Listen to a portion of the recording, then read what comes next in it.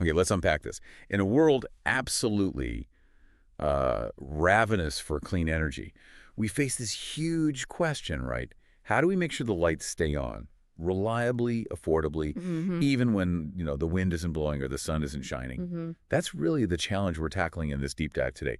We're getting a fantastic shortcut into the findings of, well, a really insightful review paper. It's titled Exploiting Wind-Solar Resource Complementarity to Reduce Energy Storage Need. Right. And this study, as we're going to find out, it isn't just about adding more renewables. It's about making them work together in a way that could, well, fundamentally change our whole energy grid. Yeah, what's often missed, I think, in these discussions is that we tend to look at wind and solar almost as like individual players, each with its own issue. Competitors almost. Exactly. But this study gives us a really compelling counter-narrative. It shows the huge power that emerges when these two work, in tandem. So our mission today, for you listening, is to really get a handle on what complementarity means for our energy future, and why it's not just jargon, but really a game changer for getting more renewables online with fewer headaches and, crucially, lower costs for everyone. That's a great way to frame it. So let's dig straight into that core concept you mentioned. Right. What is resource complementarity? Yeah. In sort of simple terms, Mm-hmm. because it sounds like it's more than just, mixing stuff. It's about how their different behaviors, their quirks, combine to make something smoother, more reliable overall. Exactly. I was thinking, like, imagine you have two friends on a team. One's an early bird, super productive in the morning, right? The other's a total night owl, hits their stride after dark. Mm-mm. If you need coverage all day and night, those two together are perfect. They just naturally fill each other's gaps. No big drive-offs. Yeah. Is that kind of the idea with wind and solar? That's a perfect analogy, actually, yeah. The study puts it a bit more formally, of course. They define it as the ability of a spatio-temporally distributed mixture of renewable generation resources to enable better electricity supply conditions, reduced operational challenges, and need of enabling technologies due to the improved matching of outputs to demand profiles. Whoa, okay, that's quite a definition. Let me try and break that down for us. Spatio-temporally distributed. That just means spread out over different places and working at different times, right? Day versus night, summer versus winter, that sort of thing. Yes. And the goal is, by mixing them strategically, their total output matches what people actually need better. So you need fewer backups, fewer headaches, less expensive tech. Is that about right? You've absolutely nailed it. That matching of outputs to demand, that's the key. It's all about balancing supply and demand in, real time. Right, real time. When wind and solar naturally fill each other's gaps, the whole system just becomes more stable, more reliable, and it really cuts down the need for, like you said, expensive interventions, firing up gas plants, huge batteries just for short gaps. It lets the resources themselves do more of the balancing work. That real-time balancing seems critical. And what's amazing is how wind and solar do naturally complement each other, almost like they were made for it, on different timescales. Mm-hmm. So on a daily basis, the diurnal pattern, day-to-night solar, well, it's predictable. Rises with the sun, peaks around noon, drops off in the afternoon. Simple enough. Right. Very defined cycle. But wind, it's often less defined daily, but this study notes, for most places anyway, it tends to peak more in the evening or overnight. Yeah, that's often the case. So you got solar powering the day, and then wind often steps up when it's dark. It's like a natural handover. It can be, yes. And that dance, as you call it, it doesn't just happen daily, it extends across the seasons too. Ah, okay. Seasonal variations. Exactly. And this study gives some really good examples. Think about California or Saudi Arabia. There, solar generation tends to be smoother in summer, but still pretty good in winter. Right. But crucially, wind often peaks there in spring, maybe when solar isn't quite at its maximum. Okay, so they fill different seasonal gaps there. Precisely. Now, contrast that with somewhere like Finland, totally different climate. Very different. There, solar output is almost nothing from November to February. It just disappears in those long winter nights. But guess what? Wind picks up. Wind is poor in their summer, but peaks strongly in winter. It's almost uncanny how they can balance each other out depending on the location's specific climate. It really shows the pattern, doesn't it? One steps in when the other steps out. And to really see this study has this great simulation for California. It's figure 1 in the paper. Ah, yes, that's a key visual. Yeah, you can imagine seeing the wind output alone, bouncing all over the place, solar doing its daily curve.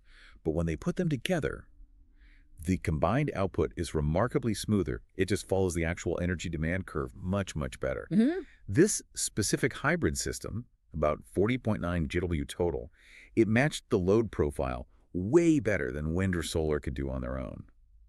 And get this, it supplied over 38% of California's annual demand back in 2011 without dumping energy or needing storage. That's a really significant finding. No dumping, no storage, just from the mix itself. Just the mix. It's a powerful visual for this teamwork idea. And if we zoom out a bit, these differences, geographic, seasonal, they really highlight why just picking one renewable, say solar, and trying to scale it up massively everywhere might not be the smartest path. Right, it's not one size fits all. Not at all. The variability of each source is a challenge for the grid, no doubt. But what this study argues so effectively is that by combining them, you actually leverage those individual quirks. You turn variability into an advantage. How so? Turning variability into an advantage. Well, think about wind's spiky output, as the study calls it. Days of great generation, then maybe days with very little. Okay. And solar obviously is affected by clouds, time of day, season. But put them together and you smooth out those big peaks and valleys in the total renewable output. The smoothing effect. Exactly. And that's critical because it reduces those rapid changes in power output the ramping needs. That makes the grid much easier to manage and improves how well the generation matches what's needed second by second. It turns a perceived weakness into a real strength. That smoothing effect, it really does sound like a game changer. And I guess this is where the study gets into the really juicy stuff, the hard numbers, the tangible benefits. This is where you get those aha moments, right? Absolutely. This is where the concept translates into real-world impact. Okay, so let's start with increased grid penetration. How much more renewable energy can the grid actually handle just by mixing wind and solar? This study's Table 1 has some striking figures. It does. California is a great example they use. Right. So in California, standalone wind could achieve about 26% penetration, solar around 27%. And that's with almost zero wasted energy curtailment, you called it. Correct. Very low curtailment levels. But the wind-solar mix, it jumps straight to 36% penetration, still with almost no waste. A significant jump already. And then, if you allow just a little flexibility, say around 5% curtailment, which is often considered acceptable, standalone wind gets to 40%, solar to 41%. But the mix, it leaps to 52%. Wow. That jump from around 40% to over 50% just by combining them, that's huge. It really shows how mixing lets the grid absorb much more renewable power without needing massive upgrades or dumping valuable energy. And what's fascinating there is how we often think about penetration limits being set by storage needs or curtailment costs. We think we need better batteries before we can add more renewables. Yeah, that's the common assumption. But this study shows that intelligent mixing pushes those limits way higher before storage becomes the absolute bottleneck. It means the system itself becomes inherently more capable. And that's not just technical, it's economic. You're getting more clean energy onto the grid from the resources you have. Better value. Makes sense. And speaking of value and costs, let's talk storage. Because the findings on reduced storage requirements in this study are, frankly, jaw-dropping. They really are. This tackles one of the biggest perceived barriers head-on. If you look at their Figure 5 and Table 4, again, using California as the case study, the difference is just stark. To get to about 52.5% of annual demand met by renewables with no energy loss. Okay, so high penetration, no waste. Standalone wind needed something like 4,730 gigawatt hours of storage. That is an enormous amount of storage. Hard to even picture. It's massive, represents a huge cost and resource challenge. Solar, on its own, needed about 322 gigawatt-hour. Still a lot, but much less than wind. Right. But the optimal wind-solar mix they found, it was around 45–50% wind share. For this scenario, it needed only about 154 gigawatt-hours. Okay, wait. From over 4,700 for wind, down to 154 for the mix. Down to 154. That's a reduction factor of, what, 30? Compared to wind alone. For the same energy delivery, it's just staggering. That is staggering. It fundamentally changes the economics. And the study mentions this isn't just California. They estimate an optimal mix could cut storage needs roughly in half, by a factor of 2, for reaching 100% variable renewable energy across Europe. And there's a reason for this huge difference, right? Solar tends to use storage efficiently for daily cycles, predictable shifts from day to night. Right. Charge during the day, discharge at night. Relatively simple. But wind, with its longer cycles, days of good wind, then maybe several days of low wind, it often needs much larger, longer duration and therefore more expensive seasonal storage to really balance its output reliably over weeks or months. That's a key distinction, diurnal versus seasonal storage needs. And if we connect this to the bigger picture, storage is maybe the major cost driver for very high renewable grids. So slashing that requirement from, over 4,700 kWh down to 154 kWh for the same result, that's not just tweaking the numbers, that's an economic breakthrough. It makes achieving those high renewable goals seem much more feasible, much more affordable than many people think. It reframes the problem. It really does, and it underscores that the best mix isn't fixed. It has to be tailored to the local demand patterns, the local resources, technical factors, and the economics. It's about finding that sweet spot for each specific grid, being smart about the design. Right. It's not just about raw power. It's about intelligent design. Exactly. And that intelligence also pays off in reduced balancing capacity and ramping needs. These are maybe less obvious benefits, but crucial for grid operators. The behind-the-scenes stuff. Pretty much. Table 3 in the study shows wind usually needs the most backup, the most balancing capacity ready to go. Solar does better. But the hybrid mix consistently needs least. So less need for keeping other plants idling just in case. Precisely. Less inefficiency. And importantly, complementarity also smooths out those rapid changes in power output, the ramping. It eases the strain on the other generators that have to pick up the slack. Okay, and why is reducing that ramping so important? Well, think about it. If your renewable output suddenly drops by hundreds of megawatts because the wind dies down quickly, something else has to surge online almost instantly to compensate. Like a gas turbine. Often, yes, or hydro. But forcing them to ramp up and down quickly is inefficient, burns extra fuel, puts a lot of physical stress on the equipment. Increases wear and tear, maintenance costs. All of that. So by smoothing the net load, the load that the rest of the system sees complementarity makes the grid more stable, cheaper to operate, and less prone to those sudden stressful adjustments. It makes life easier for grid operators. That's a really comprehensive picture of the wind-solar partnership. But you mentioned earlier, this study doesn't just stop there, does it? It looks beyond just wind and solar. That's right.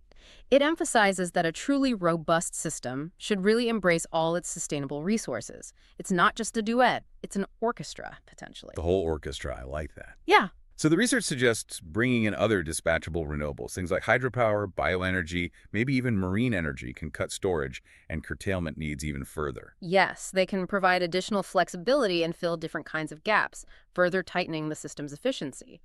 Hydro, with reservoirs, for instance, is a classic example of dispatchable renewable power. And they give a real-world example, don't they? Brazil. They do. The Brazilian system reported a potential pathway to achieve 100% renewable energy by 2050, and remarkably, without significant new storage or major curtailment. Wow, 100% without huge new storage. How? By leaning heavily on their existing hydro reservoirs and building a really diverse mix, the study cites figures like 27% solar PV, 16% wind, a big chunk from hydro at 34%, and even 23% from biomass power. That's a serious mix. Hydro playing a huge role there. Absolutely. It's a great illustration of how integrating diverse, complementary resources, not just wind and solar, can lead to incredibly efficient and resilient outcomes. It really shows the power of a diverse portfolio. And what's fascinating, too, is that this optimal mix, it isn't static. It's constantly shifting based on external factors. Like what? Well, the study points to economic constraints and geographical factors. Think about cross-border grid interconnections. Sharing power between countries or regions. Exactly. The study looked at Europe. A fully interconnected European grid actually optimized towards more wind capacity and less solar PV capacity overall, compared to optimizing each country individually. Interesting. Why more wind? Likely because wind resources are very good, but also very variable across the continent. Yeah. Sharing that variability over a huge area smooths it out significantly, allowing higher overall wind penetration cost effectively. And the result was lower system costs, less wasted energy, and less need for storage continent-wide. So interconnection itself is a form of spatial complementarity. Precisely. And then there are the cost changes. Technology costs don't stand still. Especially solar PV costs, right? They've plummeted. Dramatically. And this study notes that these relative cost shifts strongly impact the optimal balance. Globally, they saw the cost-optimized ratio shifting from about 24% PV, 76% wind back in 2015. Okay, heavily weighted to wind then. To a projected 79% PV, 21% wind by 2050. Wow, a complete flip. Mostly driven by falling solar costs and maybe higher demand in sunny regions. Both. Stronger demand growth in Sunbelt countries plays a role, but the changing economics of the technologies themselves is a huge driver. It just shows that the best mix is a moving target. Planners need to be adaptive. It's clearly a dynamic picture. So, Yes. okay, the benefits are overwhelming. Higher penetration, less storage, less balancing, more stability, cost savings. Hmm. If it's also clear, why isn't every energy system aggressively designed around complementarity already? What's holding it back? Yeah, that's the million-dollar question, isn't it? If the technical case is so strong. Right. What are the hurdles? Well, this study does touch on the complexities. It raises an important point. How do we actually bridge that gap between understanding these benefits and implementing them effectively in, real-world, large-scale system planning? Okay. One issue is that current economic models, the ones often used for planning and investment decisions, they're good at many things, but they often lack the specific tools to fully value and, crucially, enforce complementarity. What do you mean by value it? Well, how do you put a precise dollar value on reduced ramping stress on a gas plant? Yeah. Or the improved reliability from a smoother net load? These system-wide benefits are hard to quantify and aren't always captured in market prices or planning metrics that focus on, say, the levelized cost of energy from a single plant. Ah, so the benefits are real, but hard to fit into existing economic boxes. Kind of. The models might not fully reward the teamwork aspect. They might favor individual lowest cost per kilowatt without fully pricing in the system integration costs or benefits. Plus, local conditions matter hugely. The potential for complementarity is there, but realizing it depends heavily on matching the specific local wind patterns, solar patterns, and crucially, the local demand profile. It requires very detailed, localized optimization. So we need better tools and maybe different market signals. That seems to be the implication. This study suggests more research is needed to develop clearer criteria, better modeling tools, and maybe market mechanisms that can really capture and incentivize the holistic value of designing for complementarity from the ground up. Okay, that makes sense. It's a systemic challenge, not just a technical one. Yeah. So wrapping things up, what does this all mean for you, our listener, who's keen on the future of energy? Our deep dive into exploiting wind-solar resource complementarity to reduce energy storage need really hammers home a key message, doesn't it? Thinking about wind and solar as a sophisticated team, not just individual players, is absolutely crucial for building a more resilient, more cost-effective, and ultimately a much more deeply renewable energy future. Absolutely. We've seen the evidence from this study. Mm. Complementarity means higher renewable penetration, drastically less need for storage and backup, and a more stable, reliable grid overall. It's about working smarter with nature's rhythms, right? Using their individual strengths to build a stronger collective system. Couldn't have said it better. And maybe, if we connect this to the bigger picture one last time, the truly profound lesson here isn't just about wind and solar. It's bigger than that.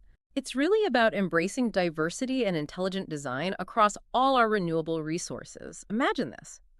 What if every single energy planning decision, from a local community grid right up to national strategy, what if it started not by picking technology winners, but by analyzing the inherent complementary nature of the energy flows available in that region? Starting with the system, not the individual part. Exactly. Thinking about how wind, sun, water, biomass, geothermal, how they can all potentially interact and support each other naturally.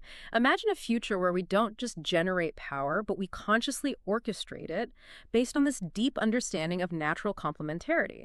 That creates a truly harmonious, robust, and sustainable power system. That's the future this kind of thinking points towards, and it's a future this study really helps bring into focus.